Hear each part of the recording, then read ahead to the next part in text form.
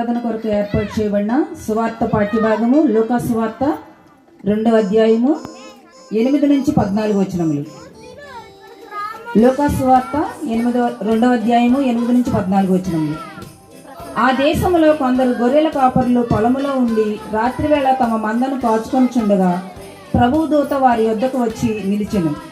ప్రభువు మహిమ వారి చుట్టూ ప్రకాశించినందున వారు మిక్కిలి భయపడిరి. అయితే ఆ దూత, భయపడకుడి, ఇదిగో ప్రజలందరికీ కలుగబోవు మహా సంతోషకరమైన సువర్తమానము నేను మీకు తెలియజేయుచున్నాను. దావీదు పట్టణమందు నేడు రక్షకుడు మీ కొరకు పుట్టి ఉన్నాడు. ఈయన ప్రభువైన క్రీస్తు. దానికి ఇదే మీ కానవాలు. ఒక శిశువు పొత్తిగుడ్డలతో చుట్టబడి ఒక తొట్టిలో పండుకొని ఉంట మీరు చూచెదరని వారితో చెప్పెను. వెంటనే పరలోక సైన్య సమూహము ఆ దూతతో కూడా నుండి సర్వోన్నతమైన స్థలములలో దేవునికి మహిమయు ఆయనకిష్టులైన మనుషులకు భూమి మీద సమాధానము కలుగునుగా కానీ దేవుని స్తోత్రము చేయుచుండెను. దేవుడు తన పరిశుద్ధ వాక్యం దీవించునుగాక. ఆమేన్.